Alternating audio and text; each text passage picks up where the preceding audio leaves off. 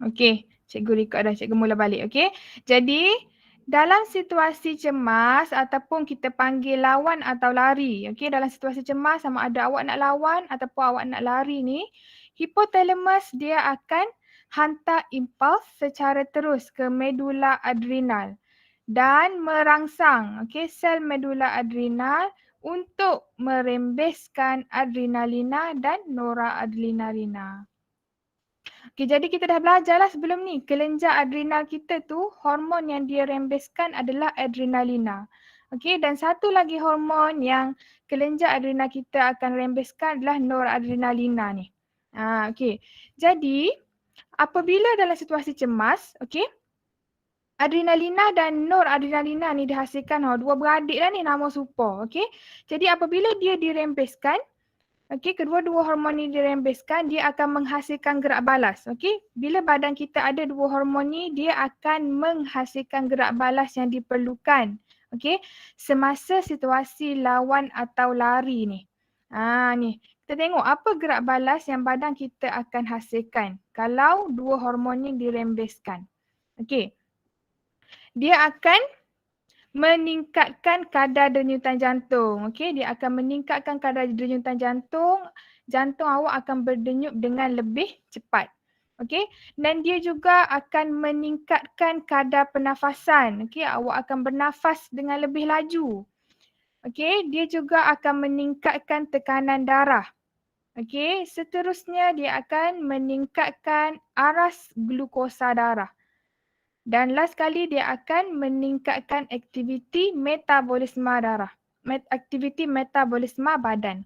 Jadi apabila dalam situasi cemas, denyutan jantung kita laju, kita akan pump darah kita, okay, kita akan bernafas dengan laju, kita hantar oksigen ke seluruh badan.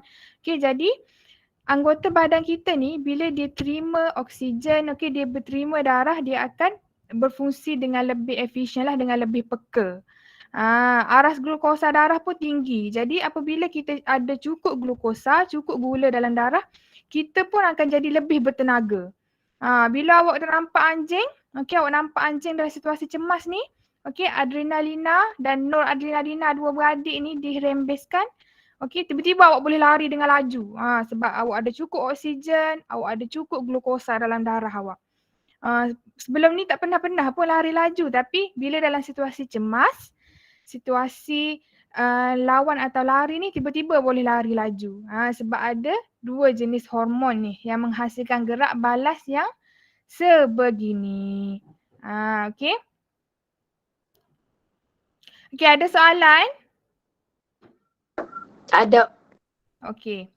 Okey, seterusnya. Jantung dia akan mengepal lebih banyak oksigen dan glukosa ke otak dan otot rangka. Banyak oksigen dan glukosa. Sebab itulah kadar denyutan jantung kita ni tinggi. Okey, kadar pernafasan kita pun tinggi. Dia nak pump banyak oksigen dan glukosa ke otak dan juga otot rangka. Kerana macam yang cikgu cakap tadi, kita perlukan tenaga tambahan untuk kita lawan ataupun kita lari. Sama ada awak nak lawan ataupun lari. Dalam situasi cemas, kedua-dua sistem endokrin dan sistem saraf bekerjasama untuk menghasilkan gerak balas serta-merta bagi menangani keadaan berbahaya tersebut. Okey? Dan selepas kita berjaya kawal situasi cemas tadi tu, situasi lawan atau lari tu, keadaan dalam badan kita akan kembali ke julat yang normal. Kita akan bernafas dengan normal baliklah. Denyutan jantung kita pun akan kembali normal. Pasal awak pun tanya cikgu. Cikgu, tak nampak pun hubungan antara sistem saraf dengan sistem endokrin? Ada kau nak tanya gitu? Tak nampak pun hubungan? Adakah? Tak nampak? Okey, kejap. Cikgu sediakan satu slide. Okey, takut awak tak nampak.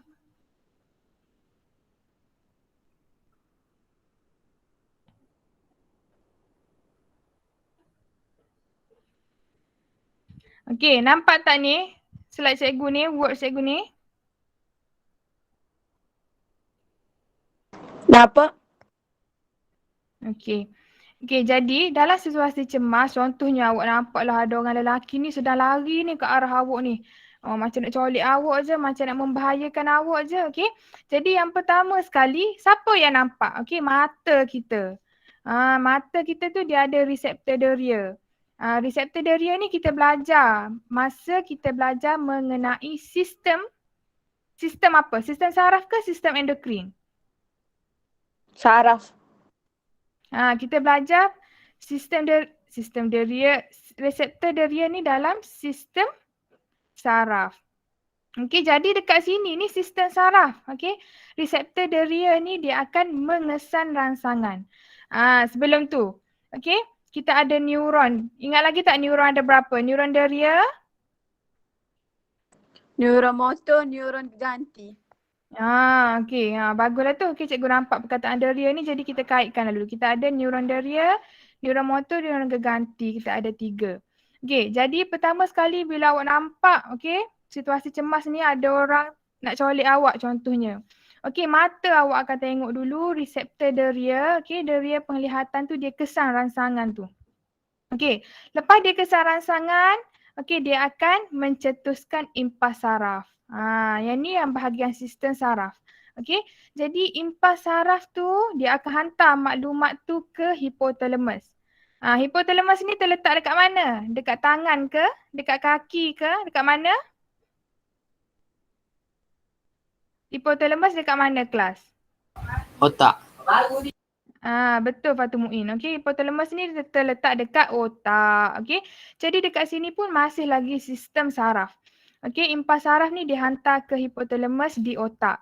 Okey, lepas tu daripada hipotalamus tu sistem saraf ni dia akan hantar dekat medula adrenal lah, dekat bahagian buah pinggang kamu tu. Okey. Lepas tu kelenjar adrenal dekat bahagian atas buah pinggang tu, kalau ingat lagi kita belajar kelas sebelum ni, okey, dia akan terangsang. Lepas tu kelenjar adrenal kita belajar minggu lepas, apakah hormon yang dia rembeskan? Siapa ingat kelenjar adrenal dia akan rembeskan apa hormon? Ada dalam ni. Hormon apa ni? Adrenalina. Okey.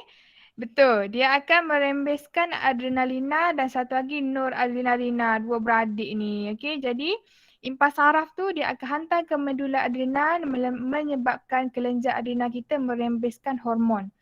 Lepas tu seperti yang kita belajar tadi, okey, bila adanya dua jenis hormon ni, badan kita akan menghasilkan gerak balas. Dengan meningkatkan apa ni kita belajar tadi, meningkatkan kadar denyutan jantung, kadar pernafasan, tekanan darah, okey, aras glukosa darah dan aktiviti metabolisme. Jadi dia akan meningkatkan benda ni. Jantung tu dia akan pump lebih banyak oksigen dan glukosa ke otak lah, seperti yang cikgu cakap tadi. Oksigen tu dia pergi ke otak supaya otak kita ni lebih peka. Okay? Kita tahu apa nak buat. Kita jumpa orang jahat tu sama ada kita nak pukul dia ke, kita lawan ataupun kita lari daripada dia. Dan otot rangka tu pula dia perlukan glukosa lah, dia perlukan lebih tenaga. Jadi yang bawah ni, okay, di sini adalah peranan sistem endokrin. Okay?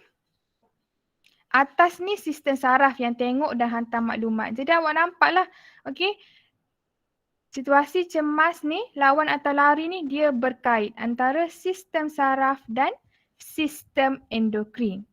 Okey, ada soalan?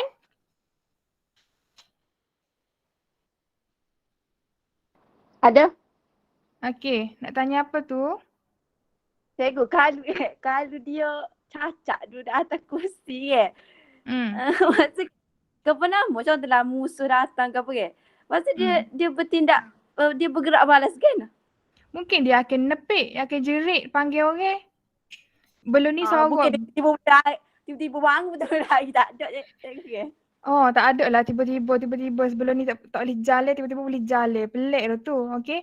Mungkin sebelum ni suara dia slow je, tak ajar orang dengar dia marah, dia jekoh orang. Tapi tiba-tiba dalam situasi cemas, dia boleh pula mengeluarkan ni suara ni derah.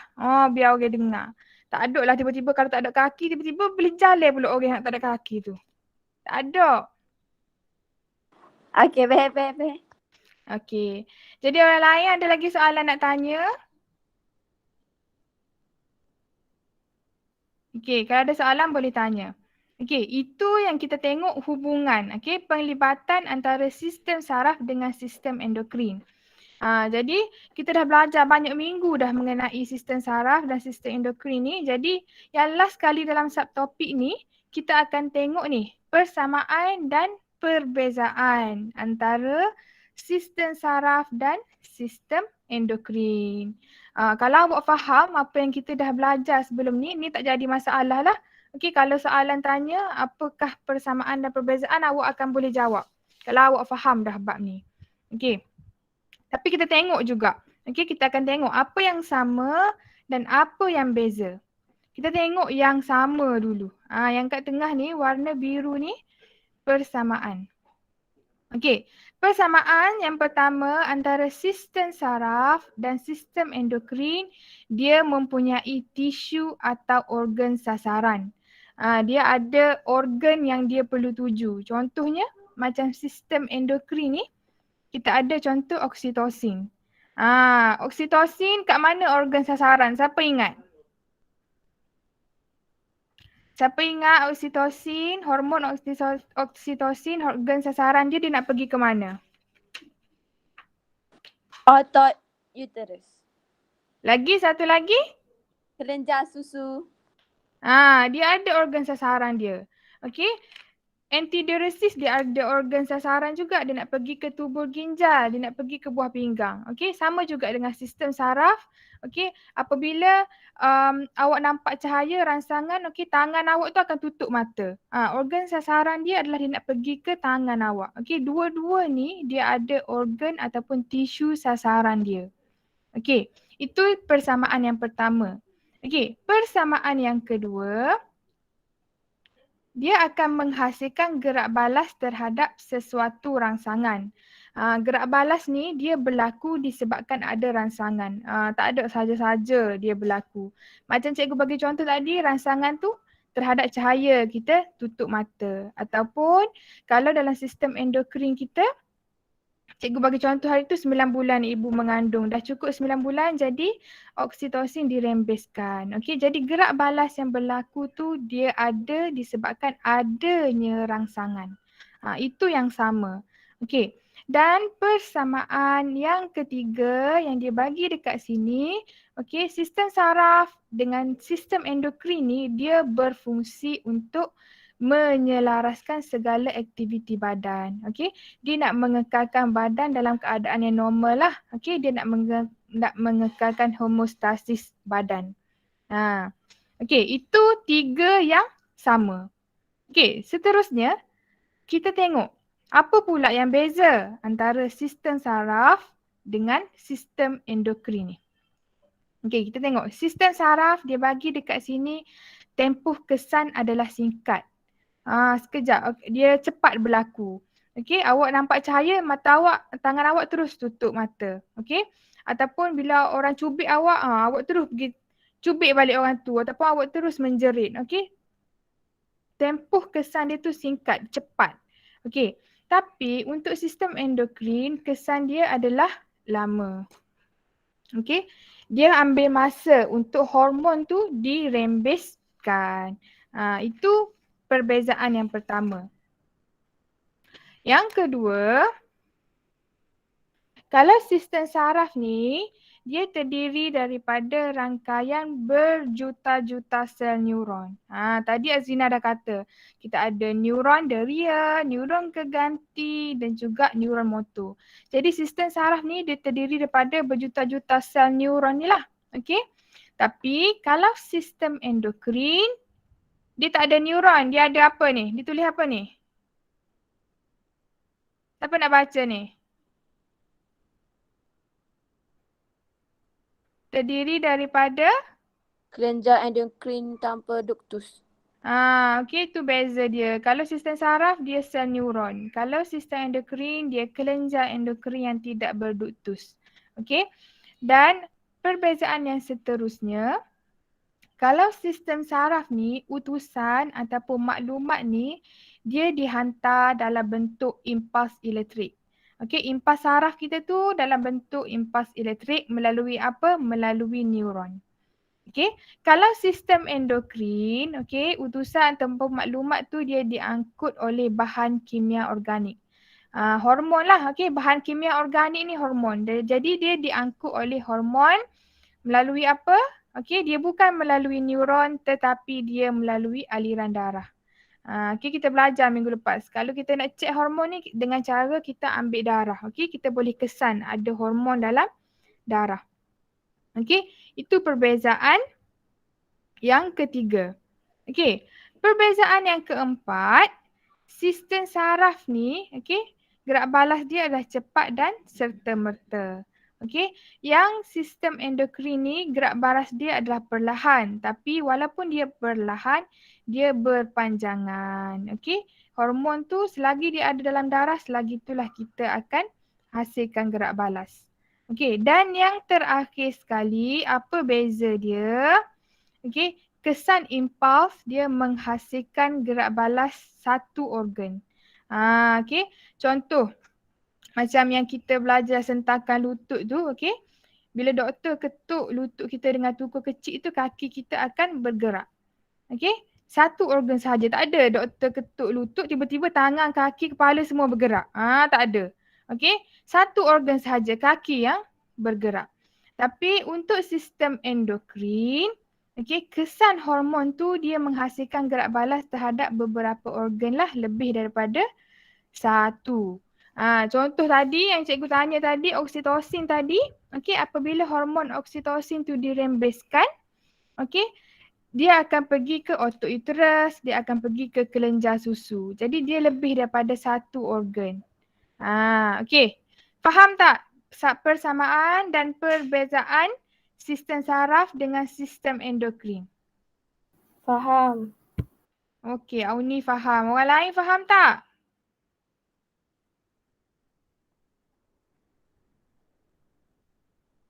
Auni seorang je ke faham ni? Aina Bila faham? Faham cikgu. Faham. Okey. Ada soalan nak tanya? Cikgu. Ya, Afika. Kalau kita meningkat usia ni, kalau kita semakin meningkat usia adakah hormon kita tu akan semakin berkurang? Memanglah hormon kita akan semakin berkurang untuk sesetengah jenis hormon. Okey. Contoh cikgu bagi hormon pertumbuhan. Okey, hormon pertumbuhan dia akan bagi kesan macam kita akan semakin tinggi. Okey. Jadi apabila awak kanak-kanak, hormon pertumbuhan ni dia banyak dihasilkan. Sebab itulah masa awak baby sehingga awak sekolah menengah ni, okey, awak ada perbezaan ketinggian yang ketara. Tapi bila umur awak sampai berapa? 18, 19, macam cikgu sekarang umur cikgu 20 lebih. Okey, ketinggian cikgu dah tak berubah dah. Okey, daripada zaman sekolah dulu, cikgu 159 cm, okey, sampai sekarang. Jadi hormon pertumbuhan cikgu tu untuk ketinggian tu dia dah kurang dihasilkan. Sebab itulah cikgu tak semakin tinggi. Tapi ada juga sesetengah situasi yang hormon pertumbuhan dia tu masih lagi dihasilkan.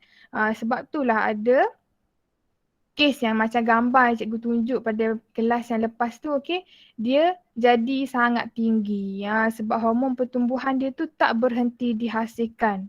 Okey, walaupun dia dah meningkat usia. Okey, tapi tu special case lah. Untuk kes yang normal, okey, sepatutnya ada sesetengah jenis hormon yang dia akan berhenti penghasilannya. Okey, faham? Faham cikgu. Okey. Okey, jadi habislah subtopik 12. Oh, ya. Yeah. Cikgu teka dah. Teka. Okay, kita kan belajar kan kelenjar adrenal ni kan. Dia rembes dua hormon. Itu aldosteron dengan adrenalina kan.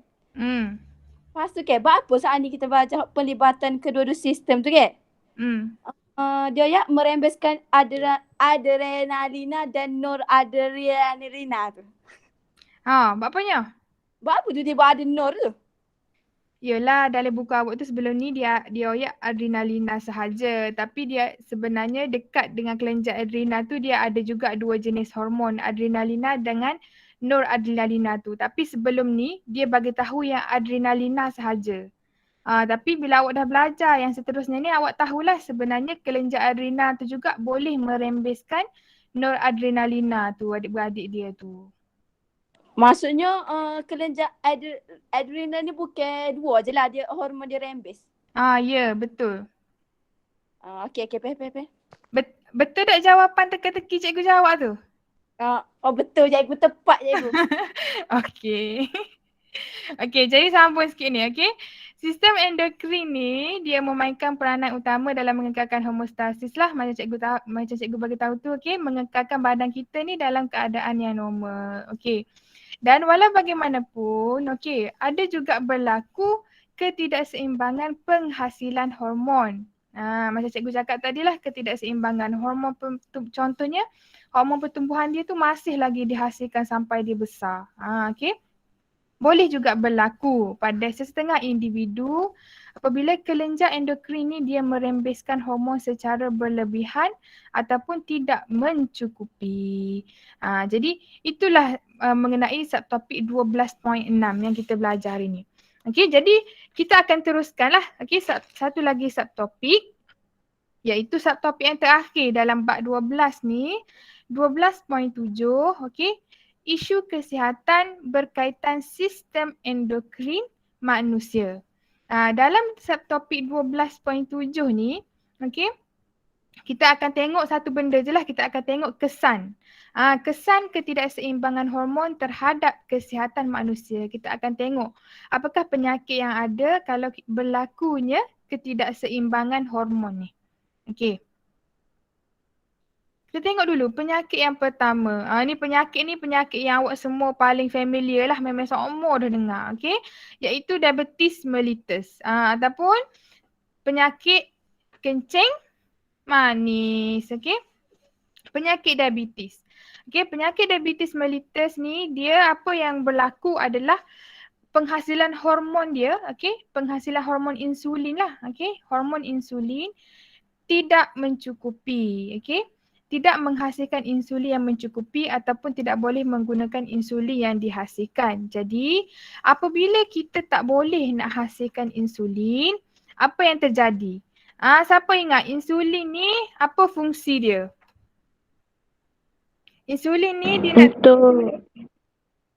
untuk apa, Fariha? Mengurangkan arus glukosa darah. Mengurangkan arus glukosa. Okey. Insulin ni dia boleh menukarkan glukosa kepada apa? Siapa ingat? Glycogen. Tak tahu betul ke tak? Betul lah tu. Okey. Boleh menukarkan glukosa kepada glycogen. Okey. Jadi kalau tak ada insulin, glukosa tu dia tak boleh nak tukar kepada glycogen. Jadi aras glukosa tu sentiasa tinggi kalau tak ada insulin. Jadi sebab itulah boleh terjadinya penyakit kencing manis. Okey, penyakit diabetes mellitus ni. Okey, aras glukosa dalam darah kita tinggi. Okey, dan simptom dia selalunya kesan dia adalah orang kencing manis ni dia akan selalu kerap buang air kencing, okey, sentiasa rasa haus, okey, rasa kebas pada tapak kaki, penglihatan dia akan jadi kabur, letih dan luka dia lambat sembuh. Okey, itu apabila kita tak cukup hormon. Hormon apa? Hormon insulin. Awak tak boleh tertukar lah. Okey, kalau diabetes mellitus ni dia tak cukup hormon insulin.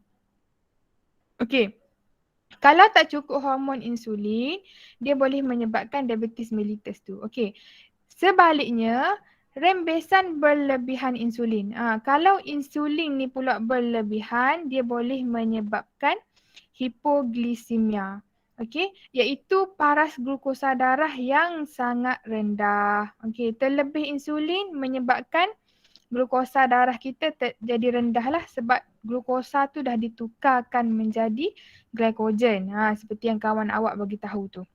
Okey, dan antara simptom hipoglisemia ni ialah letih. Okey, kita sukar tidur pada waktu malam. Okey, insomnia, kita sukar nak tidur. pemikiran bercelaru, okey, kita akan rasa perasaan takut, okey, emosi kita tidak stabil, kita mudah pengsan dan sakit kepala. Okey, kalau kita terlebih insulin menyebabkan hipoglisemia. Okey, siapa ada mak ke ayah yang ada kencing manis? Okey, pernah dengar tak disebut hipo? Pernah dengar tak disebut hipo? Pernah. Tapi tadi kita belajar kalau tak cukup insulin menyebabkan kencing manis. Tapi orang kencing manis ni dia boleh juga terjadinya keadaan yang hipoglisemia ni. Sebab apa? Sebab orang yang kencing manis ni selalunya dia kena suntik insulin. Okey, sebab dia tak ada insulin. Okey, jadi apabila pesakit kencing manis ni dia suntik insulin, dia kena makan. Dia kena makan sebab sekarang ni insulin ni tengah menukarkan glukosa kepada glycogen. Tapi kalau pesakit kencing manis ni dia suntik insulin tapi dia tak makan, jadi dia tak ada glukosa. Dia tak ada glukosa dah sebab dah ditukarkan menjadi glycogen. Sebab itulah pesakit kencing manis ni juga boleh terjadinya hipo kalau dia tak makan. Okey, faham mengenai diabetes mellitus? Faham. Okey, Fariha faham. Okey, penyakit yang kedua, kita ada juga diabetes insipidus nama dia. Tadi diabetes mellitus, okey. Penyakit yang kedua ni diabetes insipidus. Okey, dia tak ada kaitan dengan insulin. Okey. Jadi, untuk pesakit diabetes insipidus ni, okey, lobus posterior kelenjar pituitary. Okey, kelenjar pituitary dia yang bahagian lobus posterior ni, okay, dia gagal merembeskan hormon antidiuresis. Okey. Jadi kelenjar pituitary dia tak boleh nak merembeskan antidiuresis hormon ni. Okey, siapa ingat hormon antidiuresis ni fungsi dia untuk apa? Menyerap air. Dia merangsang penyerapan semula air. Okey, jadi kalau tak ada hormon ADH ni, kalau tak ada ADH, jadi badan kita ni tak boleh nak serap air. Apabila badan kita tak boleh nak serap air, apa yang terjadi? Badan kita ni dia tak ambil air. Apa yang akan terjadi adalah kita akan kencing dengan banyak. Ni. Akibatnya pesakit akan menyingkirkan air kencing yang banyak. Sebab tak ada ADH jadi badan kita tak boleh nak ambil air. Jadi air tu akan dibuang melalui air kencing. Jadi apabila air kencing tu dibuang dengan banyak, jadi kita akan sentiasa berasa haus lah. Sepatutnya apabila masuk dalam badan kita bolehlah gunakan, sel-sel kita boleh gunakan. Tapi disebabkan tak ada ADH, badan kita tak boleh nak serap air. Okey, itu diabetes insipidus. Tak ada kaitan dengan insulin. Dia adalah penyakit yang disebabkan tak ada, gagal merembeskan ADH. Tadi diabetes mellitus, dia tidak boleh merembeskan insulin. Jangan tertukar Ni, oleh sebab kuantiti air yang banyak hilang melalui air kencing, individu tersebut mengalami penyahidratan. Penyahidratan ni dia tak cukup air lah. Okay? Sekiranya tidak minum air yang mencukupi setiap hari. Okay. Itu penyakit yang kedua. Kita tengok penyakit yang ketiga. Ni kelas minggu lepas ada orang tanya. Okay? Melalui mengenai terlebih tiroksina dengan kurang tiroksina ni. Okey. Penyakit yang kedua kita ada nama dia hipotiroidism ataupun hipotiroidisma. Okey. Orang dewasa akan mengalami hipotiroidism ataupun hipotiroidisma ni sekiranya rembesan tiroksina tidak mencukupi. Okey, tidak mencukupi. Okey, siapa ingat? Hormon tiroksina ni fungsi dia untuk apa? Siapa ingat? Dia merangsang penghasilan tiroksina tu. Okey, hormon tiroksina ni dia untuk meningkatkan kadar metabolisme. Okey, kalau untuk merangsang tiroid untuk menghasilkan tiroksina, itu adalah hormon perangsang tiroid. Hormon perangsang tiroid dia untuk merangsang penghasilan tiroksina. Tapi tiroksina, okey, fungsi dia untuk meningkatkan kadar metabolisme lah salah satunya. Okey. Jadi, untuk orang yang ada hipotiroidisma ni, tiroksina dia ni tidak cukup. Okey. Tidak cukup. Info tambahan lah, okey. Selalunya kalau, bukan selalunya, masalah kegemukan ke, kalau orang tu susah sangat nak kurus, okey, kalau dia pergi hospital, doktor pun akan cek hormon. Kalau hormon tiroksina dia ni tak cukup, dia boleh menyebabkan dia susah nak kurus lah. Sebab fungsi tiroksina ni untuk meningkatkan kadar metabolisme. Jadi kalau tak ada tiroksina, kadar metabolisme dia rendah, menyebabkan dia makan sikit pun dia boleh gemuk. Dia susah nak kurus. Okey, tu info tambahan lah. Okey, simptom untuk orang yang ada hipotiroidisma ni, okey, termasuklah kadar denyutan jantung yang perlahan. Okey, dia amat sensitif terhadap kesejukan. Okey, dia mudah letih. Okey, berat badan dia mudah meningkat. Macam cikgu cakap tadi, sebab kita kena ingat fungsi tiroksina meningkatkan kadar metabolisme. Hipotiroidisma tidak dapat merembeskan tiroksina. Jadi, berat badan dia akan mudah meningkat. Okey.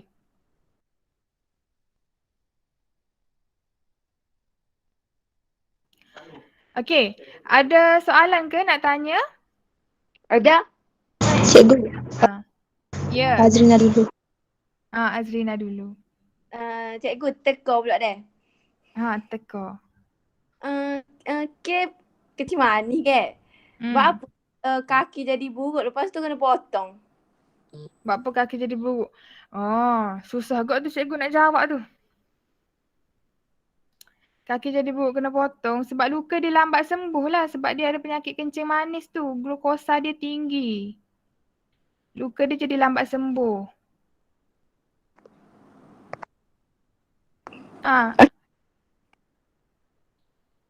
Azrina, betul ke tu jawapan teka-teki awak tu? Cikgu pun ragu-ragu, saya pun tahu jugalah. Sekejap. Cikgu Nik Nuraida ada dalam ni ke?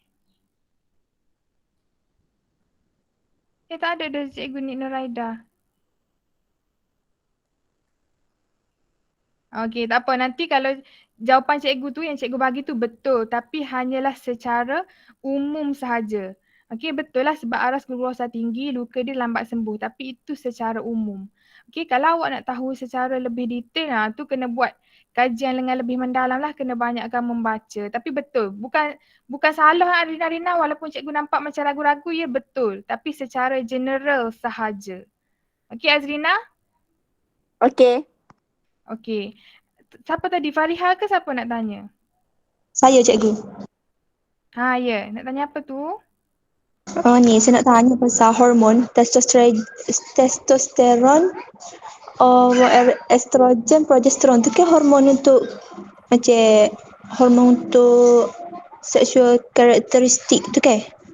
Betul. Okey. Betul.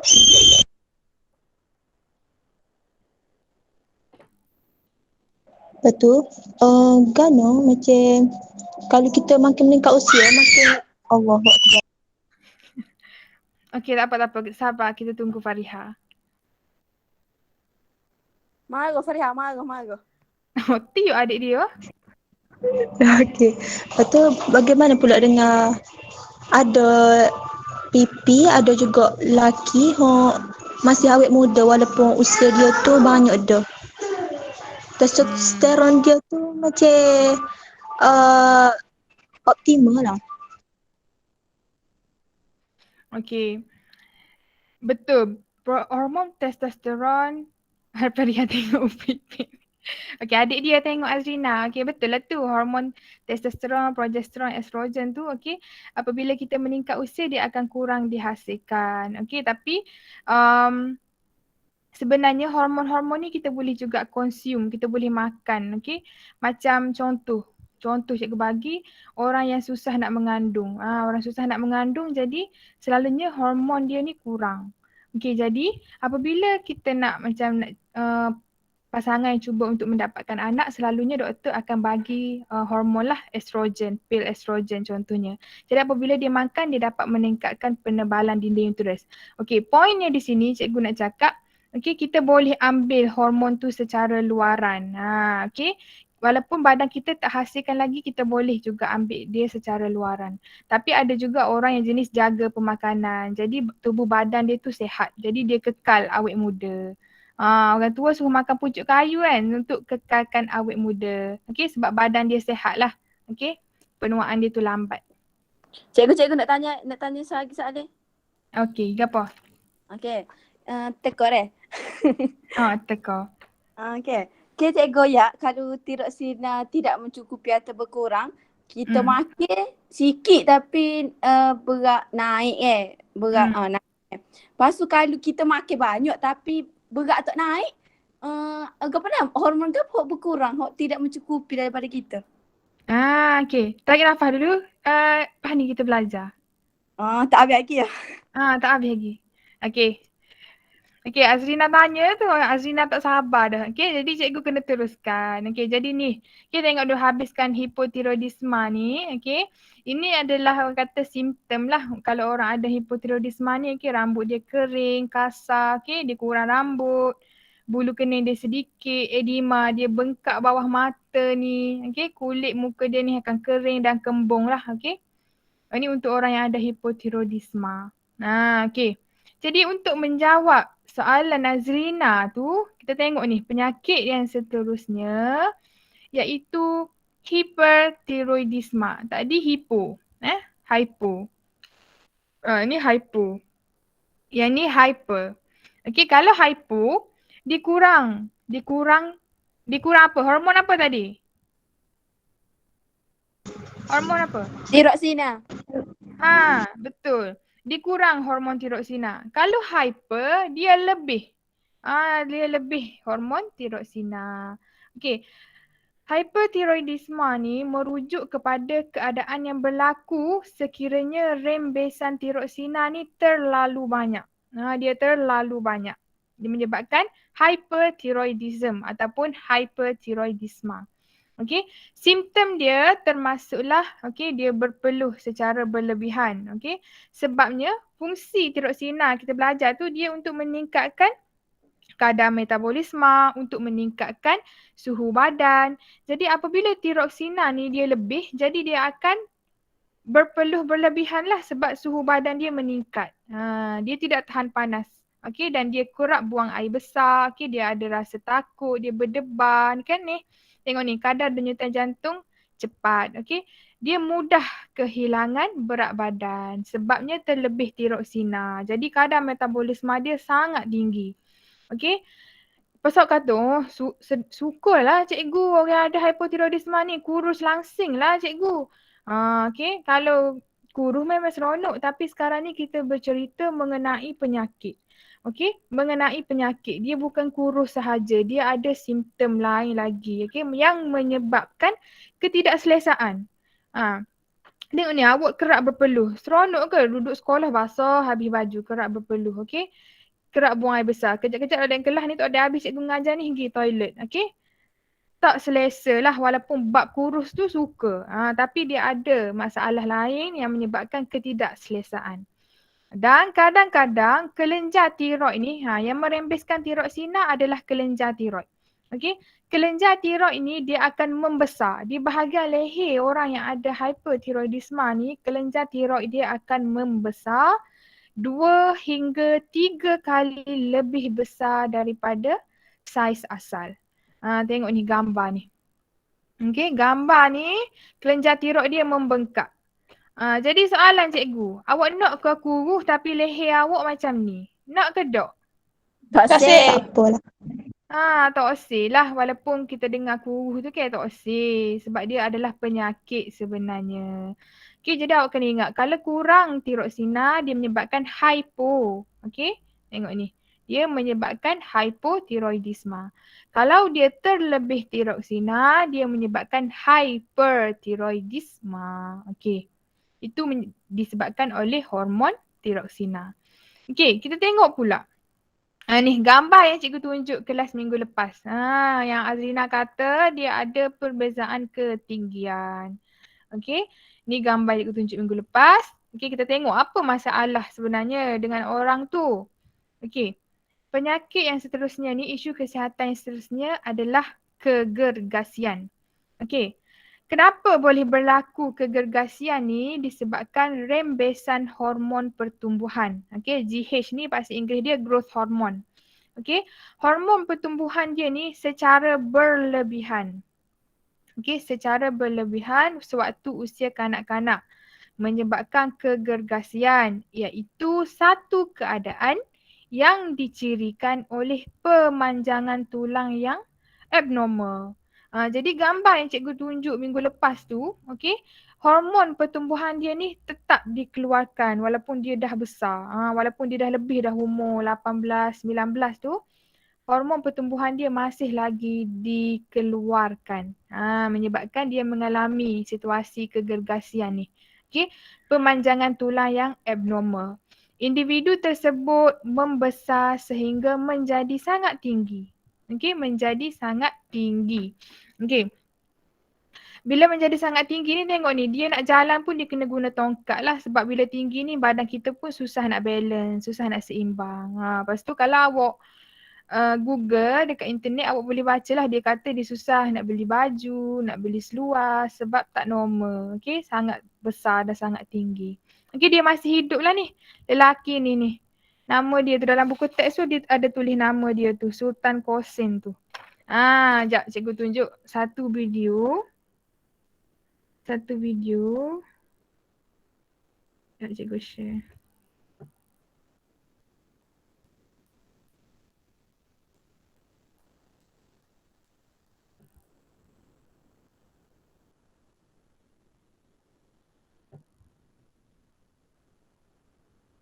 Nampak tak skrin cikgu?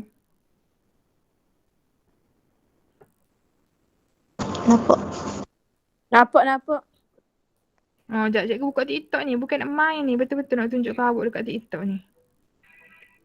Okay. Sekarang ni kita tengok ni dekat TikTok ni. Guinness World Records. Cikgu bagi tahu kan yang minggu lepas dia ni masuk dalam Guinness Book World of Records. Okay.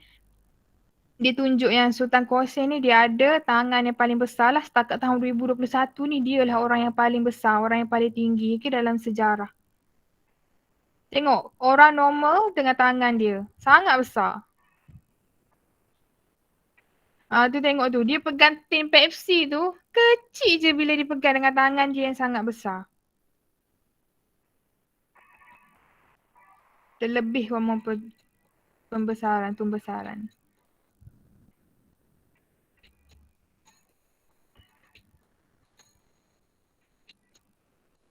Kita tengok sekali lagi.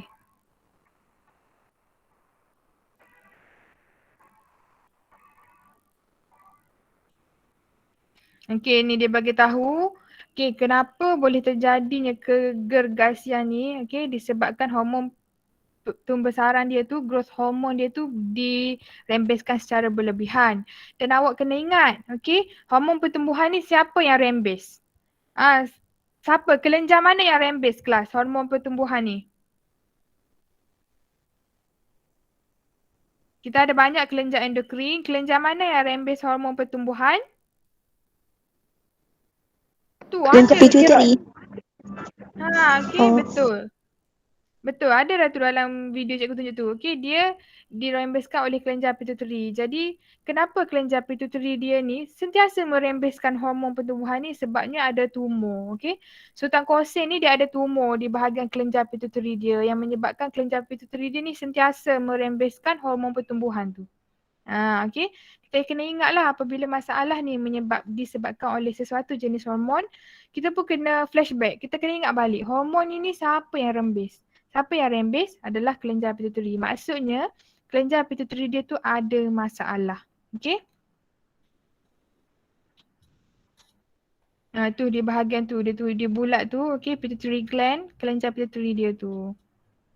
Yang ada masalah. Okey. Cikgu, lelaki ni hidup lagi ya? Hidup lagi sampai sekarang. Dia nikah dah? Dia nikah dah. Awak nak dia? Umur dia berapa dia? Umur dia, cikgu tak ingat lah umur yang berapa, tak boleh search lah. Tapi dia masih hidup lagi dan dia dah berkahwin. Tapi pada tahun, tak silap cikgu dia kahwin pada tahun 2015. Tapi dia dah sembuh Dia 2010 dia dapatkan rawatan. 2 tahun lepas tu lebih kurang. Jadi doktor buat operation kot tak silap cikgu, ataupun dia guna radiasi untuk mengecilkan tumor di bahagian kelenjar pituitari tu, menyebabkan kelenjar pituitari dia tu tidak lagi merembeskan hormon pertumbuhan ni. Jadi dia dah tak membesar dah. Jadi sampai situlah ketinggian dia. Kalau tak buat pembedahan tu, tak buat operation tu, mungkin dia akan lebih tinggi lagi daripada dalam gambar ni. Okay. Cikgu kiranya umur dia tinggi juga Cikgu tak ada kita tengok umur dia. Hidup mana cikgu? Dia duduk mana cikgu tak ingat dia duduk mana sekejap. Cikgu search sekejap, cikgu tulis dah, tak ingat tak mana mata. Kalau hak kecil tu, kalau awak tengok oleh gambar tu, hak tu India. Cepat body search. Siapa cepat? Dia duduk, dia Turki. Cikgu, kalau dia kuat tinggi jadi masalah ada masalah kesihatan juga kan nanti? Sebab tulang dia tu tak dapat nak support lah badan dia. Okay. Sebab doktor dia pun kata kalau macam lambat dia dapatkan rawatan tu boleh menyebabkan kematian jugalah. Okay. Itu adalah kegergasian. Dia tu lebih tinggi. Tinggi dia ni awak tahu berapa? Tinggi dia 2.52 meter. 2.52. 252 cm. Tinggi awak berapa tinggi awak?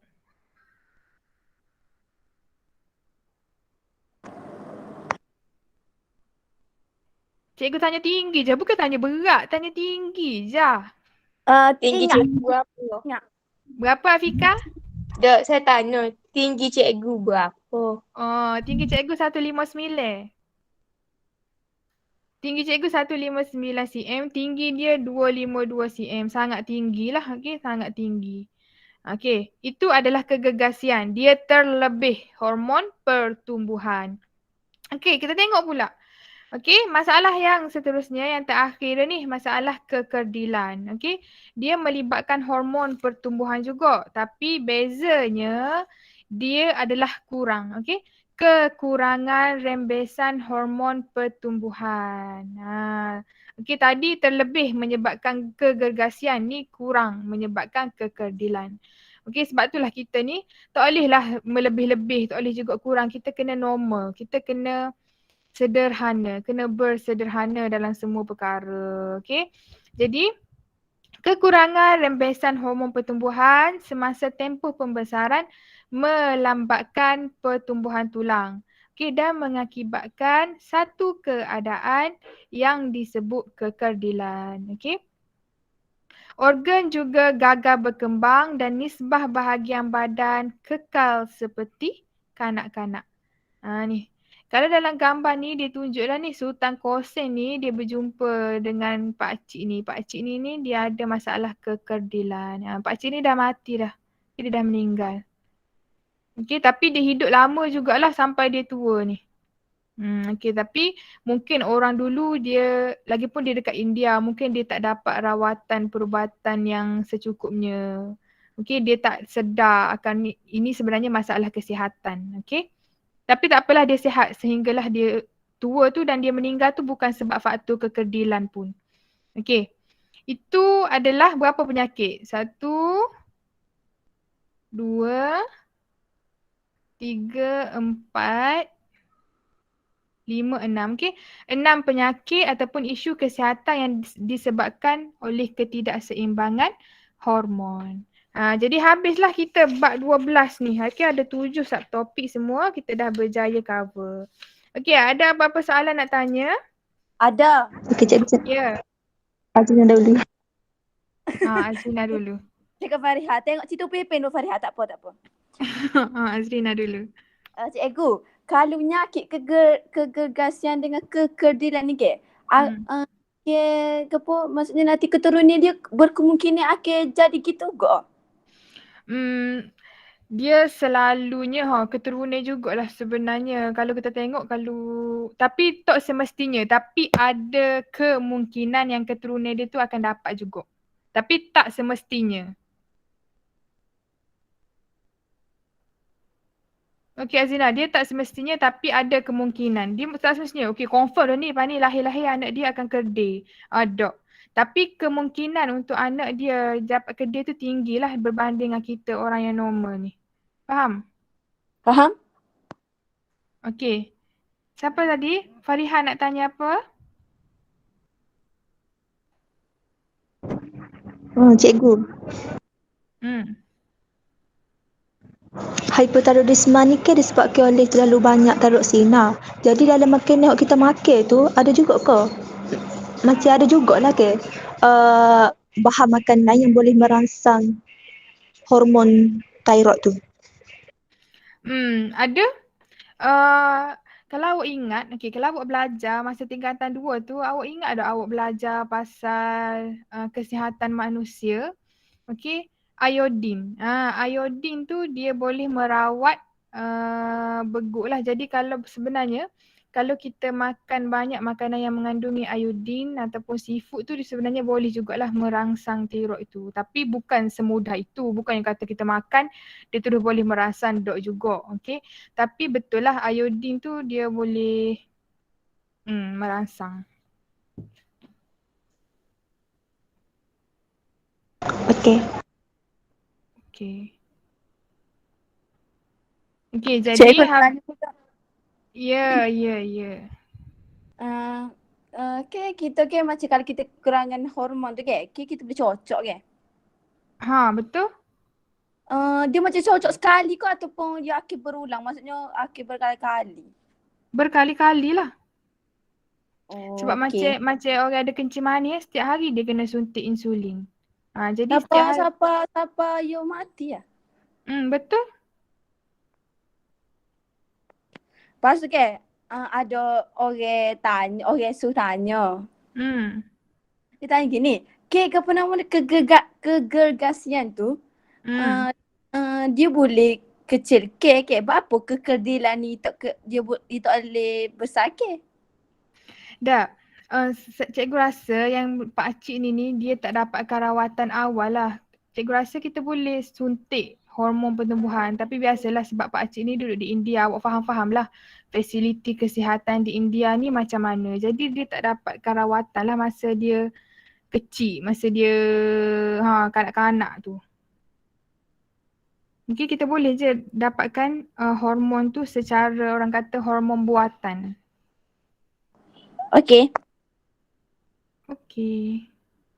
Kejap bagi cikgu masa 2 minit jap.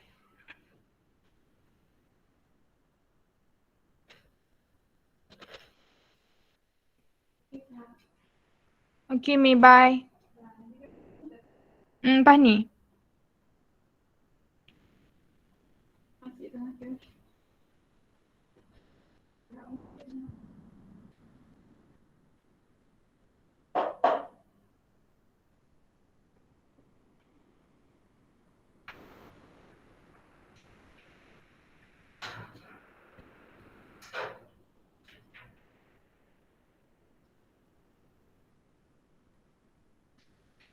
Okey, tadi siapa tanya pasal thyroid tu? Okey. Kalau dia tak cukup iodin baru dia boleh menyebabkan hyperthyroidism tu. Okey. Tadi kamu tanya hyper ke hypo? Hyper. Hyper, okey. Kalau hyper tu maksudnya dia tak cukup iodin. Jadi untuk orang yang ada hyper, yang beguk besar tu dia kena makan lebih banyak iodin. Kena makan seafood pula dah. Kena makan seafood, makanan laut. Okey, dia kurang iodin. Okey. Sorry, cikgu salah dengar. Cikgu dengar kamu tanya hypo, okey. Jadi untuk rawat beguk ni, untuk rawat okay, yang bengkak ni kita kena makan lebih iodin sebab badan kita kurang iodin. Okay. Ada soalan? Okay. Ada yang nak tanya lagi bahagian mana tak faham? Cikgu nak sambung lagi ya? Tak ada dah ni. Tak ada. Pasal kuis tu ke?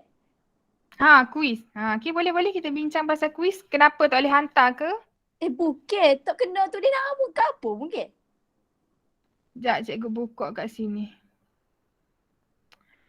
Tapi sekejap cikgu tengok. Ada yang dah hantar. Mari kita tanya. Orang yang dah hantar tu macam mana dia hantar? Sepatutnya tak ada masalah ni. Cikgu dah test.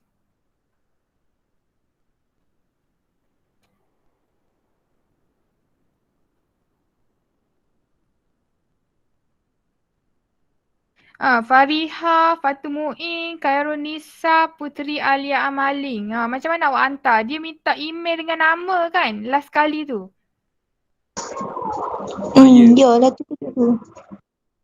Dia last kali tu bila awak nak hantar tu dia ada minta email dengan nama. Pasal awak boleh submit. Cikgu saya tak ada. Tak ada pun cikgu. Dia buat ijaz saja. You buat ijaz kan. Lepas siap tu ijaz saja. Lepas tu mego. Kalau saluh lah. Dia ada tu lah. Dia ada apa panggil 3 line dekat atas. Lepas tu kena tekan tu dulu. Lepas tu baru boleh tulis nama. Kita nak jawab ni. Nanti boleh tegak lah tu sayang awak dah tu.